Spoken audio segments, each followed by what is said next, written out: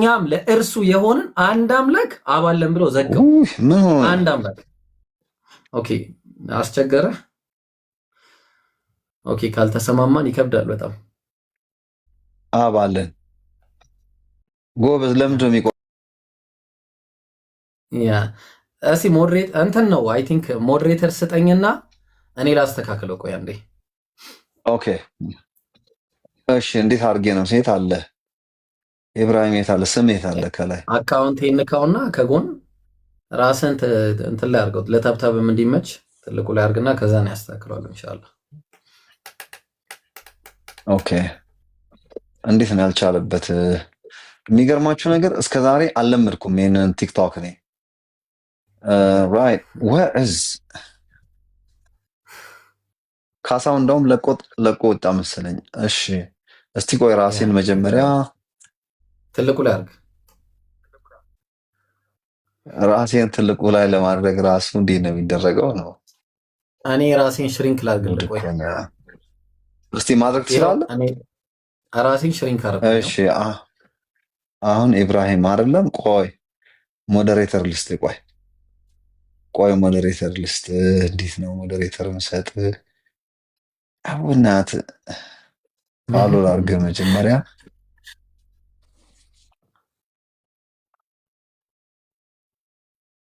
ቆይ ልሰጥህ ነው። አግኝቼዋለሁ። እሺ ኦኬ ይሄው ሁሉንም ሞዴሬተር ሰጥቻለሁ። እሺ በጣም ጥሩ ዱት ሲ ኦኬ አሁን ጎን ለጎን አድርገን እስቲ። እሺ ቆይ አንድ ጊዜ። አሁን ድምጽ በጣም ጥሩ ነው። ሌሎቻችሁ ፕሊስ ታፕ አድርጉልንና ትንሽ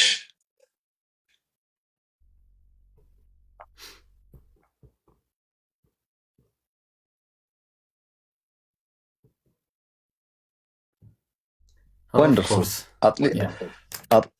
አትሊስት አሁን እንተያያለን ነገር ይሻላል። እሺ ጎሄድ አሁን ጥሩ ነው። ድምፅህም ጥሩ ነው። ሌሎቻችሁ ታብታባችሁን ቀጥሉ። 1 ሚሊዮን አስገቡልን ፕሊስ። ጎሄድ ኢብራሂም፣ እስካሁን እየተከታተልኩ ነው። በደንብ ገብቶኛል ሀሳብህ። ጎሄድ ያ ሰው ትንሽ ብቻ ወደኋላ ለመለስና ህዝቡም እንዲገባው ምንድነው ከብሉይ ኪዳን ጀምረን አንድ አምላክ እንዳለ አሳይተናል። ይሄ ደግሞ ኃይሉሻም የሚስማማበት ነገር ነው። ኢየሱስ የሚያስተማረው ከዚህ ያለፈ ነገር አይደለም። አንድ አምላክን በምድር ላይ አንድ አባት እያለ እሱ በሰማይ ያለ እያለ ሲናገርለት የነበረው አምላክ ነው። እሱ ደግሞ የሁሉ አባት ተብሎ ኤፌሶን ላይ ምዕራፍ 4 ቁጥር 6 ላይ በሁሉም የሚኖር በሁሉም የሚሰራ አንድ አምላክ የሁሉም አባት አለ። አንድ አምላክ።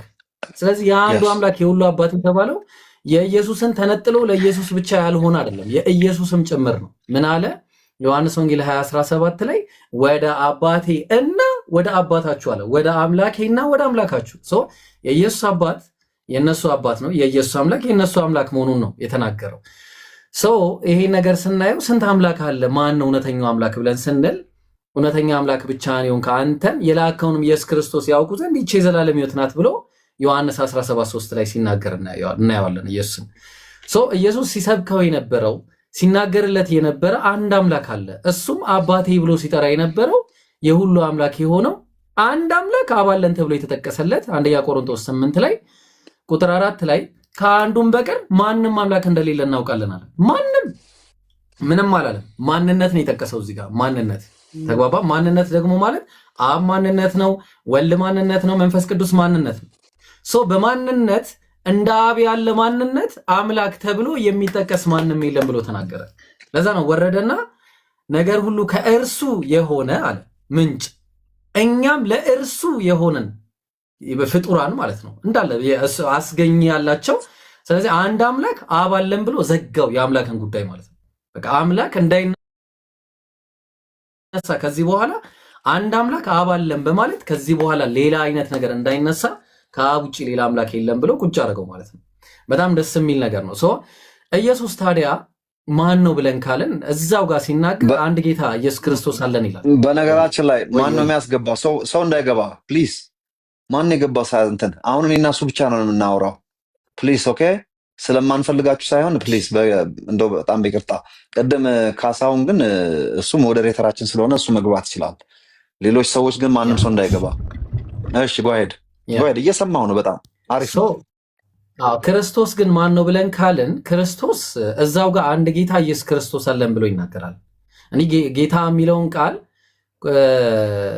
መምህር በሚል እየለወጠ ሲያመጣ እናያለን። የማርቆስና የማቴዎስ ጸሐፊ መምህር አንድ መምህር አላችሁ መምህር ብላችሁ አትጠሩ ብሎ ኢየሱስ ሲናገር ነው። ኢየሱስ የጌትነቱን ጉዳይ ስናይ የሹመት ጌትነት እንደሆነ ሁላችንም የምናውቀው ነው።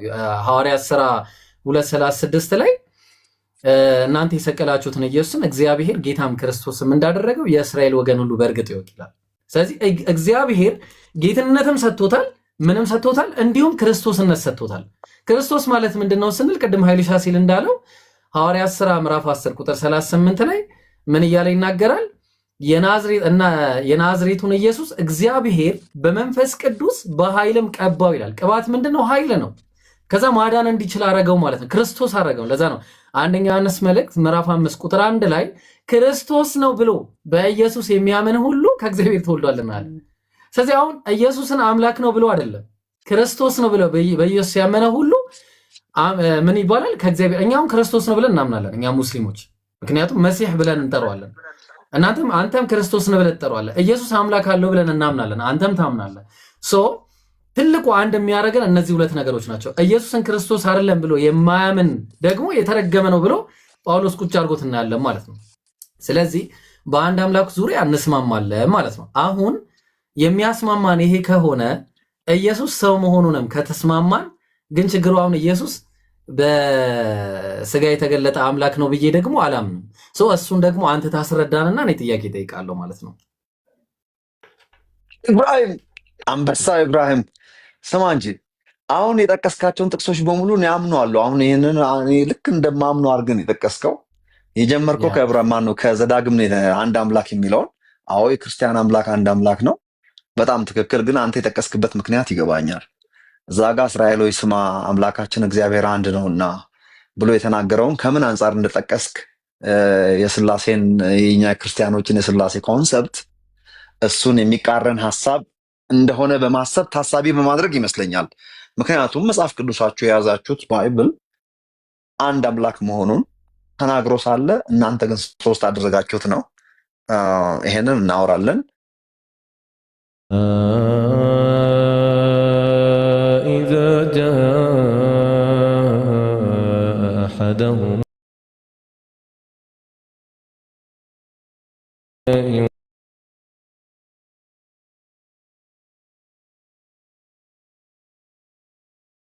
ጥሩልኝ አንድ ጊዜ ኢብራሂም እየጠበቀህ ነው እንዴ? ቤቱን እኮ በጣም የሚገርም ነው።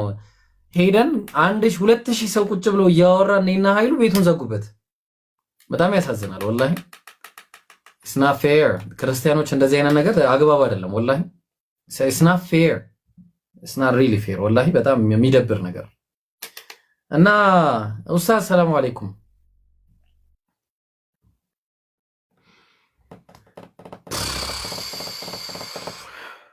ኡስታዙና አልሰማኝም መሰለኝ። ወአለይኩም ሰላም ወራህመቱላሂ ወበረካቱ። ምንድነው አላማችሁ እናንተ ልጆች?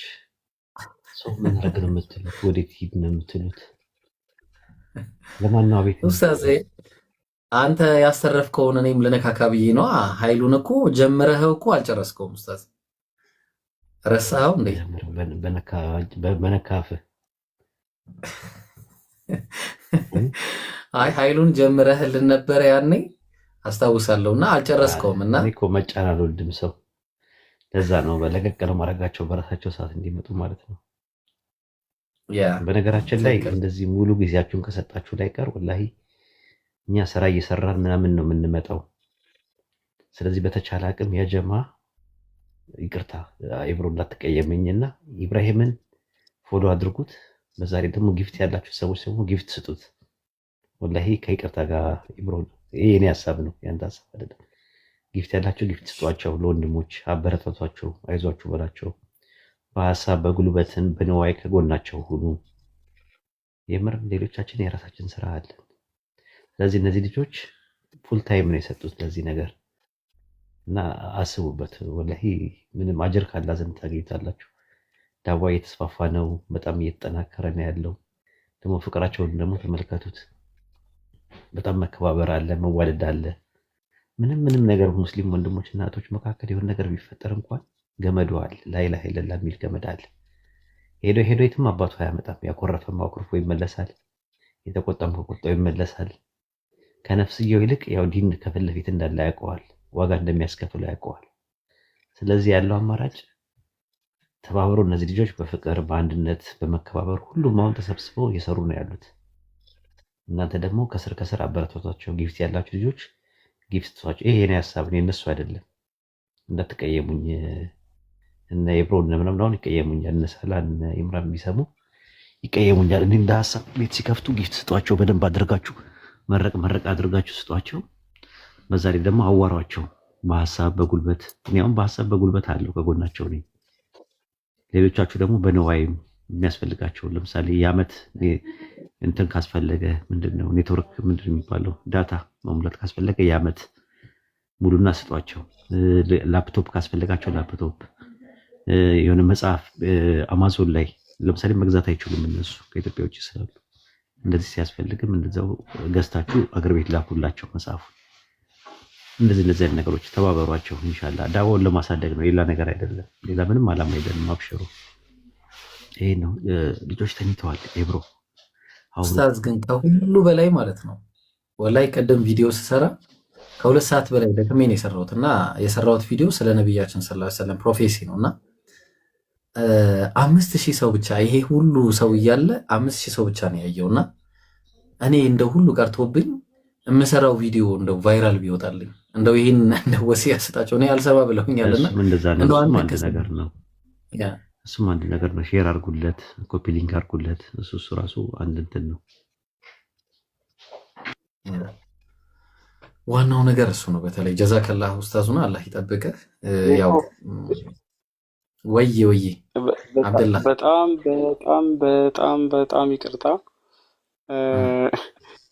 እንትን ስለፈራው ነው ተመልሼ የመጣሁትና በወጣ ደስ ይላል። እንትና ችግር የለውም። ኢትስ ኦኬ አብሽር። ኢትስ ኦኬ አብሽር። እሺ በጣም አመሰግናለሁ ከታች ያላችሁ በሙሉ እና እሺ እናወራለን ኢብሮ በውስጥ። እሺ አመሰግናለሁ በጣም አብሽር። አመሰግናለሁ እጅግ በጣም ይቅርታ ከልቤ ማለት ነው። መውረድ ያለብኝ ምክንያት አለና እሺ ችግር የለውም። አላህ ይጠብቅህ። አላህ ጽናቱን ይስጥህ። አላህ ከተንኮለኞች ከሴረኞች ሁሉ ይጠብቅህ። እሺ አሜን። ባለህበት ሁሉ ማሻአላህ አላህ እውቀትን ይጨምርልህ፣ ጽናትን፣ ብርታትን፣ ኃይልን ይስጥህ። ቃኔ የማረግልህ ይሄን አሜን። አንድ ቃል ዱዓ ይሁን ምንም አይዶን አላውቅም ብትናገር ደስ ይለኛል ኡስታዝ።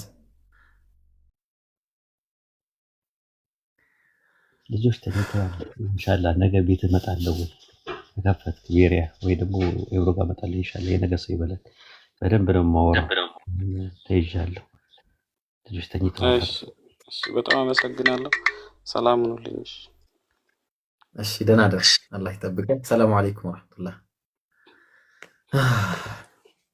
ጀማዓው እየገባችሁ የለቀኩትን ቪዲዮ አደራችሁን 1600 ሰዎች ያላችሁ እንዲህ መለመን አይጠበቅብኝም እናንተና ሁላችሁም ግቡና ሼር አድርጉ። ያው ዳዕዋ ነው፣ ሌላ ነገር ምንም የምጠቀመው የለኝም። ከዚህ የምጠቀመው ምንድነው አንድ ሰው በዚህ ምክንያት አላህ ሂዳያን ከሰጠልኝ ብዬ ነው።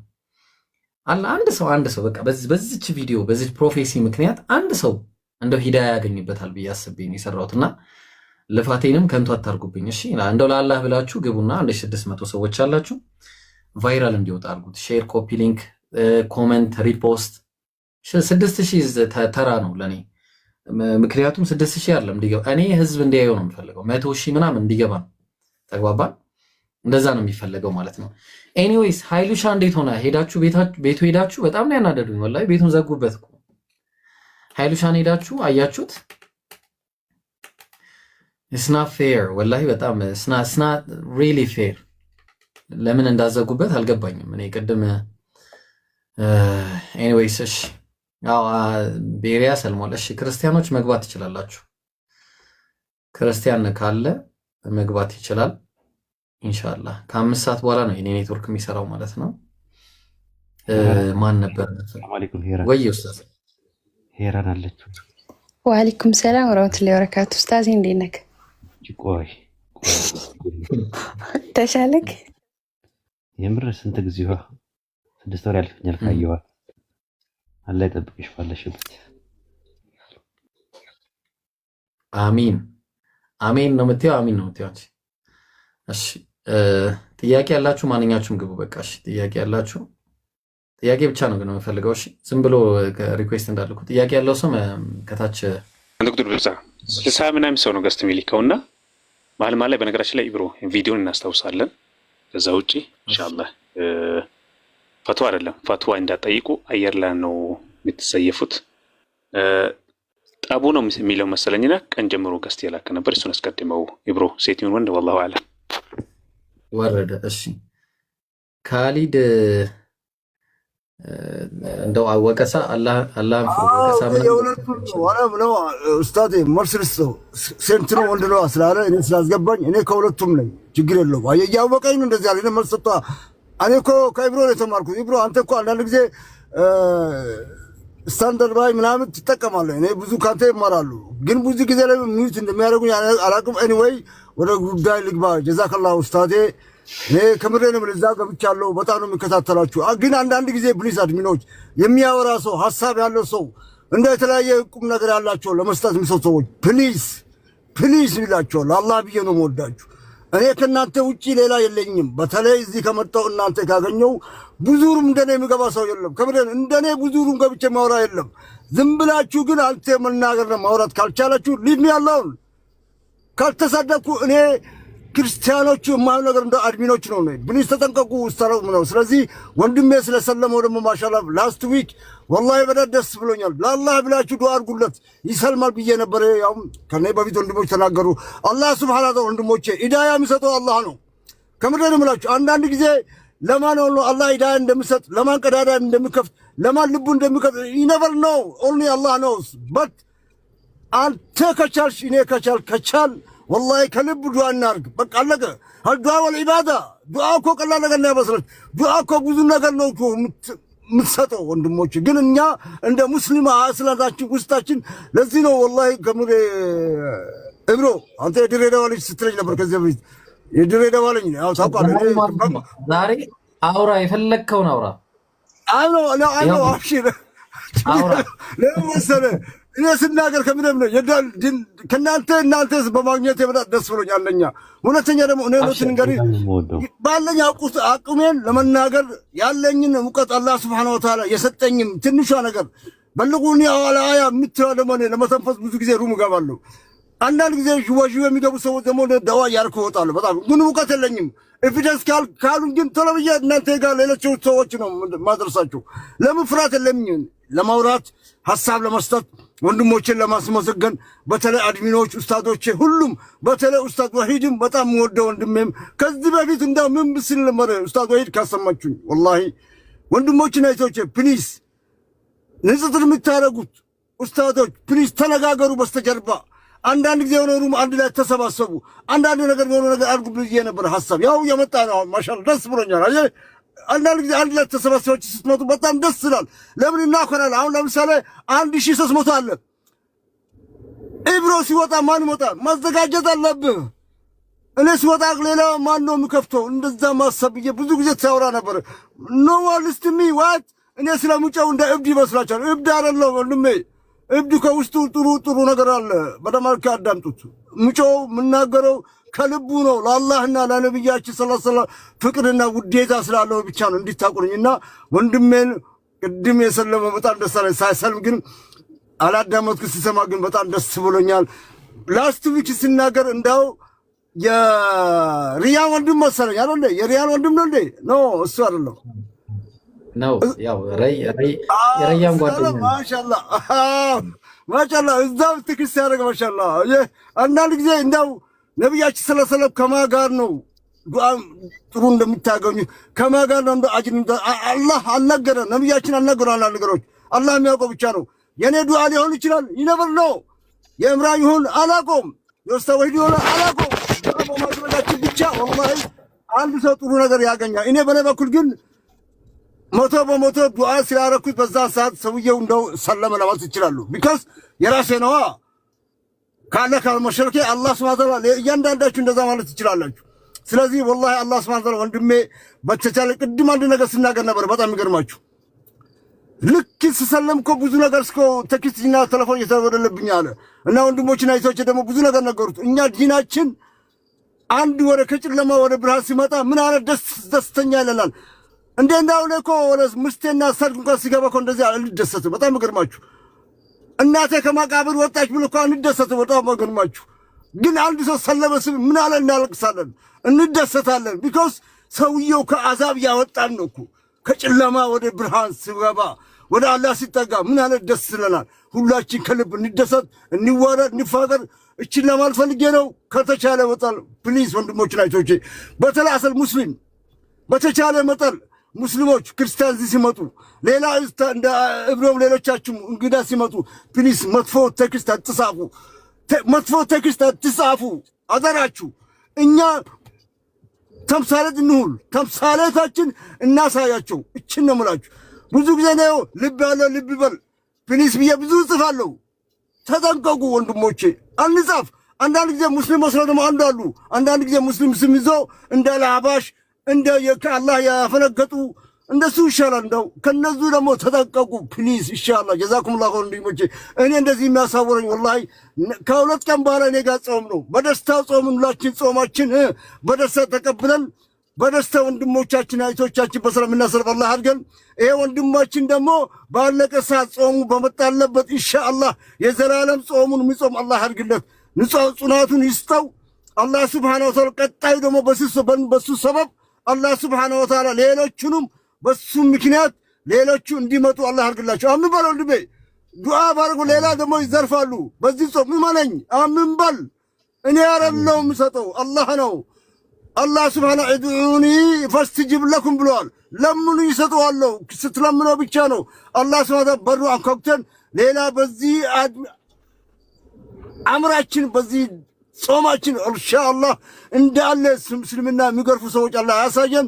እንደ እምራ ወንድማችን እንደ ወሂድ ኡስታዶቻችን እንደ ሁላችሁም አድሚኖች ወንድሞችና እህቶቼ ለአላህ ቢወዳችሁ ሁላችሁም የምትሰሩት ነገር አላህ ሱብሓነሁ ምንዳችሁም በአኺራም በዱንያ አላህ ይስጣችሁ።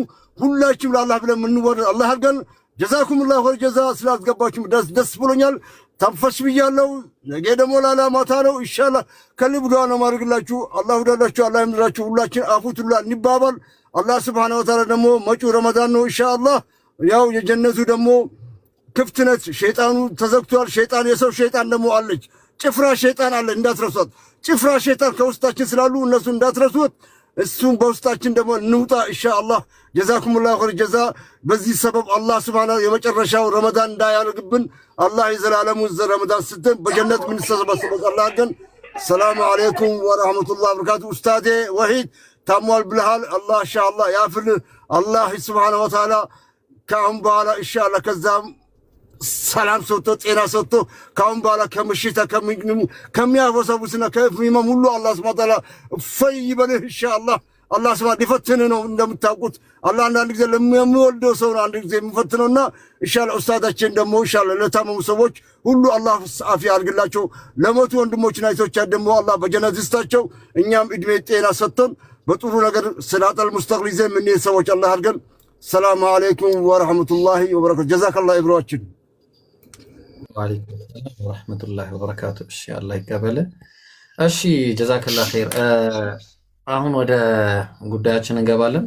አቡ ፋሪስ ትግርኛ ቤት የሚሰራ በጣም ጎበዝ ወንድማችን ነው። ፎሎ አድርጉት ኢንሻአላህ። ፎሎ በደንብ አድርጉት። እሺ ትግርኛ ቤት ይሰራል። እሺ ኢንሻአላህ ጥያቄ ያላችሁ ሰዎች ሰላም ነው። እስከ አስቀድመው ይብሩ አብዱሰላም ማን ነው? አብዱሰላም ሙይታ መርሃባ። ሰላም አለይኩም ወራህመቱላሂ ወበረካቱ። ወአለይኩም ሰላም ወራህመቱላሂ ወበረካቱ። ያው ከቅድም ጀምሬ ገስት እየላኩ ነበረ። ያው እናንተም ቢዚ ናችሁ። ምንድነው ይብሮ ባለፈውም ጠይቄ ነበረ እና ኡስታዝ ወሂድም ነበሩ። አሁን ደህና ወጡ። ወንድማችን ያው እየተነጋገረ እያለ ስልክ ገባባቸው መሰለኝ ወጡ ፈልጊያቸው ነበር እነሱንም ፈልጊያቸው ነበር። ምክንያቱም ምንድነው እናንተ አሁን ትልቅ ዓላማችሁን እየተወጣችሁ ነው። ባለፈውም ነግሬ ነበር መማር እፈልጋለሁ ብዬ ነበረ። በቴሌግራም አናግሬ ብላኝ ነበረ። በቴሌግራም ቴክስት ፌል ነበር አልመለስክልኝም። ማን ነው ስምህ በቴሌግራም? አብዱሰላም ነው። አብዱሰላም መማር ነው አይደል የፈለግከው? አዎ መማር ነው የምፈልገው። እሺ አሁን ሀይ በለኝ አንድ ጊዜ። በቃ ችግር የለውም አገናኛለሁ። ሀይ በለኝ አንዴ። እሺ በቴሌግራም አዎ። አሁን ሀይ። ሰላም አለይኩም። ወአለይኩም ሰላም ወራህመቱላህ።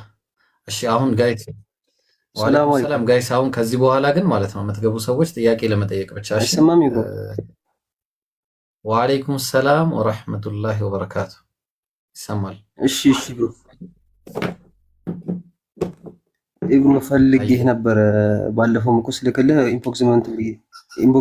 ኢንቦክስም ልኬልህ ነበር አላየኸውም። ለምንድን ነበር የፈለከኝ? እኔ ብዙ ሰው ነው የሚልክልኝ ጋይስ፣ በጣም ብዙ ሰው ነው መጣለህ። እሺ አሁን ሀይ በለኝ አንተም እንትን አታርጉት። እሺ ያጀማ 1200 ሰው ቁጭ ብለን ሀይ በለኝ በቃ ኢንቦክስ ላይ። አዎ እሺ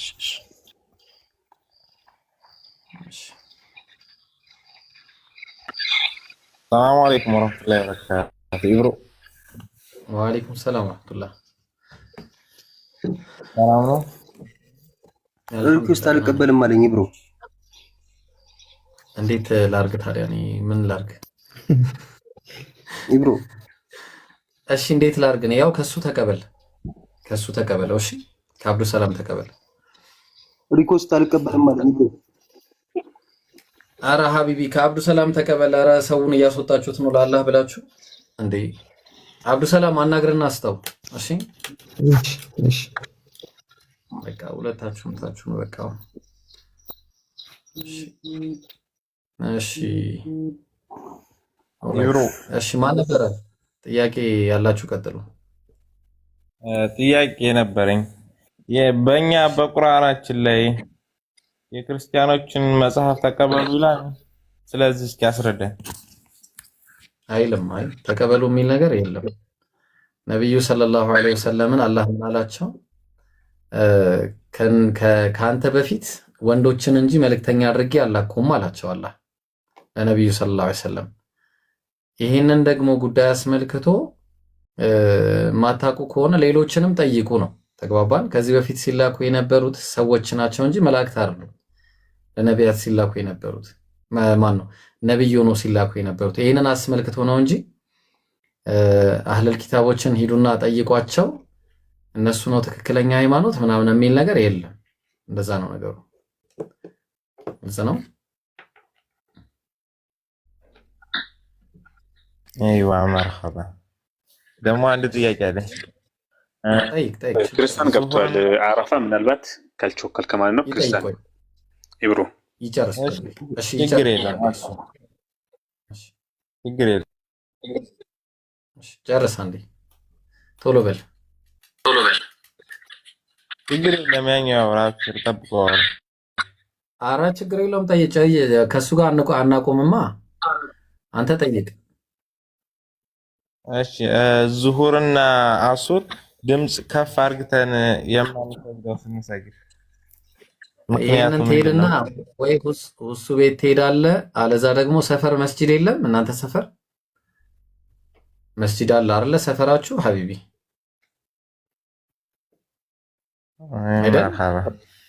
ፈትዋ እዛ መስጂድ ሄደህ ጠይቅ። እሺ ሀቢቢ አላህ ይጠብቅህ። ኸይር። ሰላም አለይኩም። እሺ ቀጥሉ ሌሎቻችሁ። ክርስቲያን የገባው የት አለ? ማን ነው ክርስቲያን? የት አለ? ሊውል አለ። ሉሌ እንዴት አመሻችሁ? ሰላም ነው? እንዴት ነህ? ሰላም ነህ ወይ? ደህና ነህ ወይ? አለ እግዚአብሔር ይመስገን። ትናንትናም ሁሱ ቤት ገብቼ ጠይቄ ነበርና ምናልባት አንተ ጋር ገብቼ ድጋሜ ልጠይቅ ብዬ ነው። ቁርአን ላይ ያለ እሺ ጠይቅሽ ይሰማል? አዎ ኧረ ይሄን ቪዲዮ ግቡና ታብታብ አድርጉልኝ። ኧረ ግቡና እንዴ ምን ሆናችሁ ነው? ቆይ ጀማ እሺ ቀጥል። ቁርአን ላይ የተለያዩ ጥቅሶች ላይ የአላህ ቃል እንደማይለወጥ እንደማይበረዝ የሚናገሩ ጥቅሶች አሉ።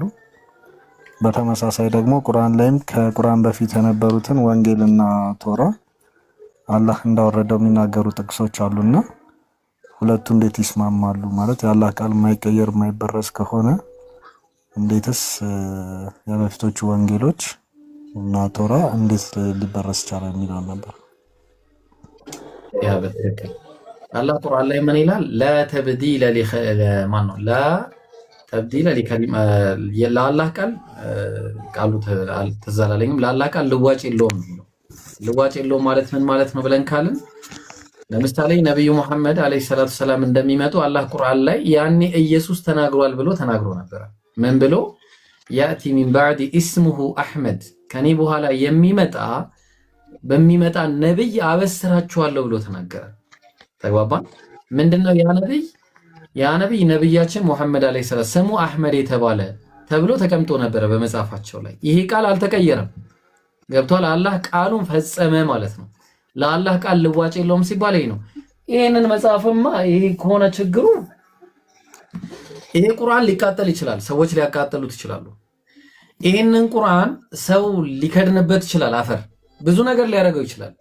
ግን የአላህ ቃል ልዋጭ የለውም ሲባል ያ አላህ የተናገረው ንግግር መቼም ቢሆን አይለወጥም ማለት ነው። ግልጽ ነው። መቼም ልዋጭ የለውም። በዛ ላይ ደግሞ ስለመበረዙ አስመልክቶ ከሆነ መበረዙን የሚባለው ነገር አደራ የሰጣቸው ለነሱ ነው። ይሄ በዚህ ነው የሚፈታው። እሺ ይሄንን ጨርሰናል። መበረዙ የሚባል ከሆነ ጥያቄ የመበረዙ ጉዳይ አላህ Subhanahu Wa Ta'ala በሱረቱል ማኢዳ ምዕራፍ 5 ቁጥር 44 ላይ ለነዛ ለመጻፍቱ ሰዎች ምን በሰጠናቸው ጊዜ አደራ በሰጠናቸው ጊዜ ይላል ጠብቁ የአላህን ቃል ቢመስተህፊዙ የአላህንም ቃል እንዲጠብቁ በተደረጉ ጊዜ ይላል። ተግባባን? የአላህን ቃል እንዲጠብቁ የአላህን ቃል ግን አደራቸውን አልጠበቁ። ምን አረጉ? በሉት። ለምንድን ነው አላህ አደራ ለራሱ ያልገባው ብለን ስንል ከነብይ በኋላ ነብይ ይተካል። ግልጽ ነው። አንድ ነብይ ሲያልፍ ሌላ ነብይን ይተካል። ሌላ ነብይ ሲያልፍ ሌላ ነብይን እየተካ ያድሰው ነበር። ግን ከዚህ በኋላ ግን ሌላ ነብይ ስለማይመጣ ነብያችንን ሰለላሁ ዐለይሂ ወሰለም እኔ ራሴ ያወረድኩት እኔ ጠብቀዋለሁ አለ። ቁርአንም ማለት ነው። ውሃ የማያጥበው መጽሐፍን እሰጣለሁ አላቸው በሐዲስ ላይ። አላህ ከዚህ በኋላ ይሄው አንዲት ሐርፍ ሳትለወጥ እስከዛሬ ድረስ ቁርአንን አስቀምጦ እናየዋለን። ስለዚህ የአላህ ቃል ልዋጭ የለውም ብሎ ሲናገር ቅድም እንዳልኩ የአላህ የተናገራቸው ንግግሮች መቼም ልዋጭ የለውም። ሲጀመር አላህ የተናገረው ንግግሩ የዋህይ ንግግር ነው እንጂ እንደዚህ በሰሌዳ ላይ የተጻፈ አይደለም። ተግባባን? ያ ነው ያለው ነገር። ኦኬ። ስለዚህ አሁን በዛ ጊዜም የተጻፉት አሉ አይደለ? አሁን ያልተበረዘ ቃል የሚባለው አሁን በዛ ጊዜ የነበሩት ምንድን ናቸው? ለምሳሌ ኦኬ፣ እንደዚህ አይነት ነገር ያው ነው ደብል ስታንዳርድ እያደረኩ ነው መመለስ እንዲገባ ስለፈለኩኝ ማለት ነው። አያት ቅድመ አያት አለህ ወዳጄ? ያው ይኖረኛል አላቃቸውም እንጂ በህይወት አሉ? ኧረ የሉም። አይ እኔ ደግሞ አለህ ግን አንተ አለ አይደለ? ቅድመ አያት ግን አለ። ሁሉም አለው ኦብቪየስሊ። አይ እኔ ካላመጣው አላምንም። አንተ 18 ዓመቷ ላይ ይዘልኝና ማለት እኔ አላቃቸውማ። እንኳን ለምን 18 ዓመት እንዴ ካላወቃቸው እንዴት አለኝ ትላለህ ታዲያ? ኦብቪየስሊ በጀነሬሽን አይደል የመጣ ነው መቼስ። ቅድመ አያት የሚለው ደግሞ የአያቴ ቤተሰቦች ናቸው። እኔ ደግሞ ካላየው አላምንም አሉ። በ18 ዓመቷ ያውም እንደዚህ ቦርሳ ይዛ ምናምን ይሄ እንደዚህ የሚሰካ ምናምን ይሰካሉ ደግሞ የዛኔ እንደዛ ካላረክና ካላሳየኝ አላምንህም ብለህ አሁን ትቀበለኛለህ? አይ አልቀበልም። ያ እኔ አሁን ቁርአን እኮ ያ ባይብል ምናምን ተበርዟል እያልኩ ነው። ተበርዟል መጽሐፉ። ስለዚህ የተበረዘውን መጽሐፍ የተቀበረውን ሰዎች ለራሳቸው ጥቅም ሲሉ የበረዙትን መጽሐፍ ይዘህና እያልከኝ ነው። አምጣ ካልከኝ ደግሞ የጠፋ ነገር እንዴት አድርጌ ነው ማመጣለህ? አንተ ቅድመ አያትህን ይዘና እኔ ደግሞ መጽሐፉን ይዤ እመጣለሁ። እኩል ለእኩል እንሆናለን። እንዴት ትላለህ? ያስማማናል? አሁን ባወራኸው አውድ መሰረት ከሆነ ልክ ነህ፣ አንተ ልክ ነህ። ግን ያው የፈጣሪ ቃል እስከሆነ ድረስ እሺ በቃ ለምን እንደዛ እናደርገዋለን? ምን አስቸገረን? ባይብል የፈጣሪ ቃል ነው። ምን አጨናነቀን? እሺ ኦሪጂናል ማኑስክሪፕት አለው? ኢየሱስ ጊዜ የነበረው መጽሐፍ አለ አሁን ላይ?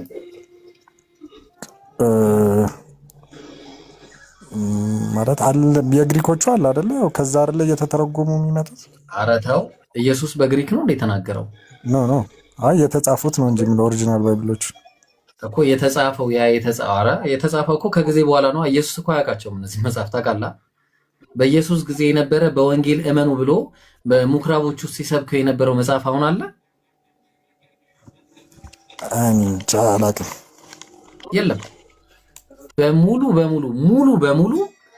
በስኮላሮች ሙሉ አንድ እንኳን እንደዚህ እንዳለ በስኮላሮች ስምምነት አንድም መጽሐፍ የለም። ያለው ምንድነው? የኮፒ ኮፒ ነው ያለው። ስንተኛ ኮፒ እንደሆነም አይታወቅም። እንዳውም ፕሮፌሰር ባርቴርማን ምን ብሎ ነው ያስቀመጠው? ኮፒ ማች ሌተር ኮፒስ ብሎ ነው ያስቀመጠው። ላሳይ እችላለሁ መጽሐፉ ከፍቼ። መጽሐፉ የለም። እሺ የእግዚአብሔር ቃል ይለወጣል? ሎሌ አይለወጥም። ካልተለወጠ ኦሪጂናሉን አሳይኝ። እሺ ያኛውን ያው ቃሉ ያው የእግዚአብሔር ቃል ሲባል ያው ላስተምረው የፈለገው ትርጉሙ አንድምታው ይመስለኛል አይደለም እንጂ ስፔሲፊክ ቃላቶቹ ለማለት አይመስለኝም። በባይብል ኬስ ሲመጣ ማለት ነው። ኢየሱስ ሲያስተምር የነበረው ቆይ አንድ ነገር እንደው ላስታውስ። ምን አለፋ አንተስ ለምሳሌ አንዴ ላስታውስ። በጣም የሚገራርሙ ንግግሮችን ኢየሱስ ተናግሯል እና ተናገረ ተብሎ አሁን ላይ የተቀመጡት አይደሉም እኛ የምናውቃቸውን። ለምሳሌ ተመልከት ምን እንደሚል የዮሐንስ ወንጌል ምዕራፍ 12 ቁጥር 49 ላይ እኔ ከራሴ አልተናገርኩም፣ ነገር ግን የላከኝ እሱ የምለውን የምናገረውን ትእዛዝ ሰጠኝ አለ። ልብ አድርግ። ማን የሰጠው? እግዚአብሔር ነው የሰጠው። የምለውን የምናገረውን ትእዛዝ ዮሐንስ ወንጌል 17:8 ላይ የሰጠኝን ቃል ሰጥቻቸዋለሁና አለ። ዮሐንስ 17:14 ላይ እኔ ቃልህን ሰጥቻቸዋለሁና ይላል። ተግባባን? እንደዚህ እያለ ከአምላክ የሰማሁትን እውነት እያለ ይናገራል። አሁን ጥያቄው ኢየሱስ ሉቃስ ወንጌል ምዕራፍ 4 ላይ የነቢዩንም የኢሳይያስን መጽሐፍ በሰጡት ጊዜ ይላል መጽሐፉንም ከፈተና ተርትሮ የጌታ መንፈስ በእኔ ላይ ነው ለድሆች ወንጌልን እሰብክ ዘንድ አለ። ምን እሰብክ ዘንድ አለ? ወንጌልን እሰብክ ዘንድ። ይህ ወንጌልን እሰብክ ዘንድ ብሎ የተናገረለት በተመሳሳይ ሉቃስ 43 ላይ የእግዚአብሔር መንግስት ወንጌልን እየሰበከ ይላል። እየሰበከ በገሊላ ምኩራቦች ይሰብክ ነበር አለ። እኔ ጥያቄ እነዚህ በገሊላ ምኩራቦች ውስጥ ሲሰብከው የነበረ ወንጌል አለ ወይ ነው? አንዱም የለም። ወላሂ አንዱም ጥቅስ የለም እኮ ነው ብለን አንዱም ኢየሱስ የተናገረው ምኩራቦች ውስጥ ያስተማረው አንድ ትምህርት የለም። አንድም ትምህርት እዚህ አሁን አራቱ ላይ የምናውቀው እኛ አራቱ የለም። ለምንድን ነው የሌለው ከተባለ የተጻፉት ምንድነው ያስተማራቸው? እነዛ የምትላቸው አይ እኮ ከሌለ የለም ካልከኝ ኦልሬዲ የምታውቀውን ነገር ነው የለም ልትለኝ የምትችለው አይደለ? ምንድን ነው ብሎ እኮ አንተ ትሰጠኛለህ። አሲስተኝ ምኩራቦች ውስጥ የሰበከውን እስቲ አንድ ስብከት ስጠኝ። እኔ አላውቅም፣ ብዙም አላውቅም። ግን አሁን አንተ ለምን መሰለህ የለም ብዬ የምልህ ለምን መሰለህ? አንዴ አዳምጠኝ። ብታዳምጠኝ ጥሩ ነገር ታገኛለህ። እነዚህ ወንጌሎች የተጻፉት ከጊዜ በኋላ ነው። ለምን? ለምሳሌ የሉቃስ ወንጌል መቼ እንደተጻፈ፣ የዮሐንስ ወንጌል፣ እነዚህን ሁሉ ቆይ አንዴ ልንገርህ። ከራሴ ከምናገር መጽሐፎቹን አውጥቼ ልንገርህ። ለምሳሌ እንትን ላይ የሉቃስ ወንጌል የማርቆስ ወንጌል መጀመሪያ የተጻፈ መጽሐፍ ነው የሚባለው። ከ68 እስከ 73 ኤዲ ነው የተጻፈው። ከ68 እስከ 73 ኤዲ ላሳይ እችላለሁ። ያየው ነው መነግረህ። የሉቃስ ወንጌል ከ85 ኤዲ በኋላ ነው የተጻፈው። ኢየሱስ ራሱ አልነበረም በዛ ጊዜ ልብ አድርግ። ከዛ ደግሞ የማቴዎስ ወንጌል ከ80 እስከ 90 ኤዲ ባለው ጊዜ ውስጥ ነው የተጻፈው። የዮሐንስ ወንጌል ደግሞ ከመቶ እስከ 110 ኤዲ ነው የተጻፈው። ሶ እነዚህ መጽሐፍቶች ምንድነው የዘገቡት ብለን ስንል ሉቃስ ወንጌል ምዕራፍ 3 ቁጥር 23 ላይ የኢየሱስ ኢየሱስም ወንጌልን መስበክ በጀመረ ጊዜ እድሜው 30 ዓመት ያልሆኖት ነበር አለ። ስንት ዓመት? 30 ዓመት። አሁን ጥያቄው ከ30 ዓመት በፊት የነበረውን ዘገባ የዘገቡት ምንድነው ብለን ስንል ራሱ ሉቃስ ይመልስ። ሉቃስ ወንጌል ምዕራፍ 1 ቁጥር 1 ላይ ምን አለ? የከበርክ ቴዎፍሎስ ሆይ አለ። ሲጀመር ለቴዎፍሎስ የጻፈው የግል ደብዳቤ። የከበርክ ቴዎፍሎስ ሆይ ከመጀመሪያው በአይን ያዩትና በአይኑ አላየም። የቃሉ አገልጋዮች የሆኑት እነማ የለም አልጻፈልንም፣ እንዳስተላለፉልን አለ። እንዳስተላለፉልን ተግባባ። ስለዚህ ማን ናቸው? ማን ከማን ያስተላለፉ? የለም። ብዙዎች ታሪክን በየተራው ለማዘጋጀት ስለሞከሩ አለ። ብዙዎች ምንድነው ያዘጋጁት? ታሪክ ነው ያዘጋጀው እንጂ ወንጌል አይደለም የተዘጋጀው። አየው፣ እኔም ደግሞ ስለተማርከው ቃል እርግጡን እንድታውቅ ሁሉም ከመጀመሪያ ልጽፍልህ መልካም ሆኖ ታየኛል። በጥንቃቄ አለ። አሁን ማቴዎስ 1:1 ላይ ስትሄድ የዳዊት ልጅ የአብርሃም ልጅ የኢየሱስ ክርስቶስ የትውልድ መጽሐፍ ይላል።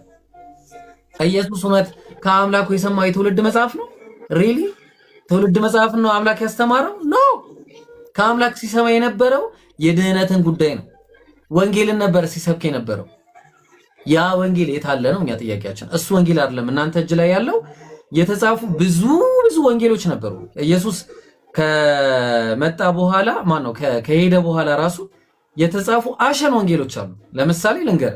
ለምሳሌ the gospel of ኢቦናይት የሚባል gospel of ናዝራይንስ፣ gospel of ፊሊፕ፣ gospel of ትሩዝ፣ the gospel of the savior, gospel of ቶማስ፣ gospel of ፒተር፣ the gospel of ቶማስ፣ the gospel of ሜሪ መግደላን፣ the gospel of ጁዳስ።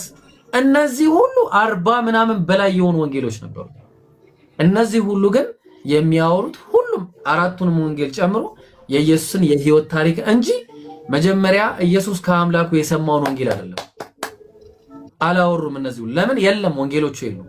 ያ ወንጌል ኢየሱስ በወንጌልም እመኑ እያለ ሲሰብክበት የነበረው ወንጌል ምኩራቦች ውስጥ ያስተማረው ወንጌል የለም።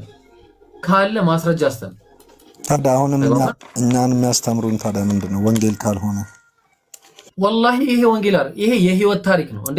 ቆይ ከፍቼ በትምህርት አሁን በቤተክርስቲያን የሚሰጡ ትምህርቶች አሉ አይደለ? ወንጌሎች ጥቅሶችን እያጣቀሱ የሚያስተምሩት ትምህርቶች ያ ምንድነው ታዲያ? ምንድነው ልትሉት? የነ ማቴዎስ ወንጌል ተብሎ በኢየሱስ ስም የተጻፉ ወንጌሎች ናቸው እንጂ የኢየሱስ ወንጌል አይደለም። ለምሳሌ ላሳይ በኢየሱስ ስም የተጻፉ ወንጌሎች እንጂ የኢየሱስ ወንጌል አይደለም። አንድ ጊዜ ላሳይ። ቆይ መረጃ ላሳይ ከፍቼ። እሺ አንድ አይነት ቃል መሰለኝ አሁን ያልከው። ኖ አይደለም። በኢየሱስ ስም የተጻፉ ወንጌሎች ማለት ያው እሱ ያስተማራቸውን ማለት አይደለም። ኖ በኢየሱስ ስም ተባለ እንጂ የኢየሱስ ወንጌል አይደለም። እሺ ለምሳሌ የዳዊት ልጅ የአብርሃም ልጅ የኢየሱስ ክርስቶስ ወንጌል ነው የሚለው ምንድነው የሚለው? ይሄ ነገር እስቲ አንብብልኝ። የትውልድ መጽሐፍ ይላል፣ ግን ወረድ ስትል ደግሞ ያው የዘር ሐረጉን ነው የሚያሳየው አይደለ? እና ታዲያ ይሄንን ነው አምላኩ የነገረው? አብርሃም ይስሐቅን ወለደ፣ ይስሐቅ ያዕቆብን ወለደ እያለ ነው አምላኩ የነገረው ለኢየሱስ። ምክንያቱም የዮሐንስ ወንጌል ዘሩን ለማሳየት ነው አይደለ? ገባኝ። ይሄንን አምላክ ተናግሮታል። እኔ ከራሴ አልተናገርኩም፣ ነገር ግን የላከኛ በሱ የምለውን የምናገረውን ትእዛዝ ሰጠኝ። ይሄንን ሰጥቶታል። የቀደሙ ምን ይላል የታችን? አዎ እኔ ከራሴ አልተናገርኩምና ነገር ግን የላከኛ በሱ የምለውን የምናገረውን ትእዛዝ ሰጠኛል። የምለውን አለ የምናገረውን እና የሚለውን የሚናገረውን ሲሰጠው ይሄንን ነበር የሰጠው። የዳዊት ልጅ የአብርሃም ልጅ የኢየሱስ ክርስቶስ ትውልድ መጽሐፍ አብርሃም ይስሐቅን ወለደ፣ ይስሐቅ ያዕቆብን ወለደ፣ ያዕቆብ የይሁዳን ወንድሞች ወለደ። ይሄንን ነበር ሲነግረው የነበረው። እስኪ ከጥቅሶች በታችስ ምን ይላል? አሁን ከሰጠኝ ከሚለው በታች ያለው ለሱ አይደለም? ለሱ ሊሆን አይችልም። እሱንማ እኮ ቆይ ላሳይ አንድ ጊዜ። የታለ? ዮሐንስ ወንጌል ምዕራፍ 12 ማርቆስ ላይ ያልከኝ የማርቆስ ወንጌል እኮ ይሄንን ነው። አይ ትእዛዙም የዘላለም ሕይወት እንደሆነች አውቃለሁ። ስለዚህ እኔ የምናገረው አብ እንደነገረኝ እንዲሁ እናገራለሁ አለ። ከዛ ሙሉ ማርቆስ አሁን ከዛ በኋላ ስለምንድን ነው የሚያወራው? ታሪክ ነዋ፣ የኢየሱስን ታሪክ።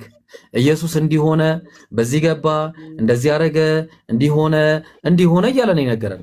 ታሪክ የኢየሱስን ታሪክ ነው የነገረን እኮ እነሱ። ታዲያ አሁን እነዛ ታሪኮች አሁን ከዚህ ጥቅስ በታች ያሉት ሙሉ ማርቆስ ወንጌልን ስታየው እነዛ የተጻፉ ታሪኮች ወንጌል መቼስ እኛ ተሰብከናል አይደለ? ወንጌል አላቸው።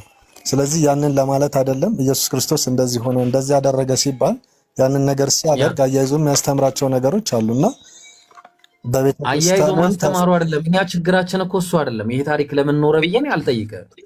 ገብቶሃል? ታሪኩ እንደ ታሪክ ያስፈልጋል። ለሱ ነው ልፈልግ ነው። ለሱ ሊሆን አይችልም። ያው ለሱ ነው ላለለ ይችላል ብዙ እውቀትም ስለ መጽሐፍ ቅዱስ ስለሌለኝ ግን ለሱ ሊሆን አይችልም ወይ ብዬ ልጠይቅህ። ሎልዬ ምን መሰለ ሻሎም አንዴ ሚውት አድርገሽ እንዳትበጠብጠን። ይኸውልህ ምን አለ መሰለ እኔ አሁን እንደ የህይወት ታሪክ አይኑር አይደለም የምለው። የህይወት ታሪክ መኖር አለበት ግዴታ ነው። ግን የህይወት ታሪክ ከአምላክ ቃል ጋር መቀላቀል የለበትም ነው ብለው። አሁን እዚህ ጋር ዮሐንስ አልፎ ከተሰጠ በኋላ ኢየሱስ የእግዚአብሔር መንግስት ወንጌል እየሰበከ አለ። ዘመኑ ተፈጸመ፣ የእግዚአብሔር መንግስት ቀርባለች፣ ንስሐ ግቡ፣ በወንጌልም እመኑ። በምን እመኑ? በወንጌል እመኑ እያለ ወደ ገሊላ መጣል። አሁን በወንጌል እመኑ እያለ ሲናገር ኢየሱስ ይህንን ወንጌል ብሎ ሲናገር እነዚህ የምታውቃቸው የማቴዎስ ወንጌል የለ፣ የማርቆስ ወንጌል የለ፣ የሉቃስ ወንጌል የለ፣ የዮሐንስ ወንጌል የሉ። ይህንን ወንጌል እመኑ እያለ ሲናገር ኢየሱስ ተግባባል።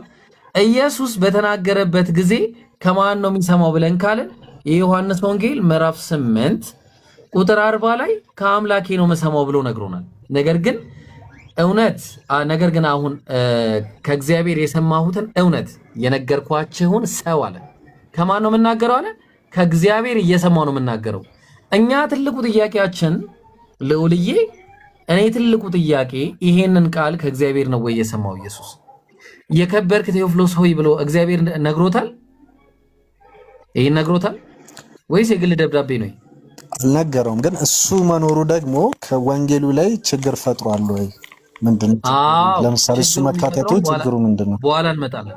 ችግሩ እንዴት እንደሚፈጥር አሳያለሁ። ስለዚህ አልተናገረም። እሺ በቃ ይሄን ከተስማማንም አጥሩን ከመጀመሪያው በአይን ያዩትና የቃሉ አገልጋዮች የሆኑት እንዳስተላለፉልን በእኛ ዘንድ ስለተፈጸሙ ብዙዎች ምንድነው ያዘጋጁት አለ? ታሪክን የጻፉት። እሱም ለዛ ነው ተመልሶ ታሪክን የጻፈው። ተግባባን? አሁን ምንድነው ታዲያ ኢብራሂም የምትለኝ ካልከኝ ላሳየ። ምን አይነት ኮራፕሽን እንደተሰራ ላሳየ። እሺ ተመልከት። አሁን እነዚህ ላይ እናያለን ማለት ነው።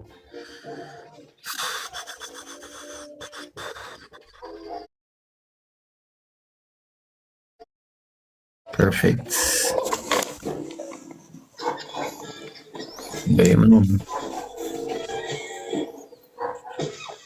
ማነው ቶም ኤንድ ጄሪ የሚያየው? እኔ ጋር ነው የሚትላክ በጣም ደስ ስለሚለኝ እንኳን ከጆሮ ውስጥ ገባ ከአንዳንድ ማለት ነው። ማይሰለች ናቸው።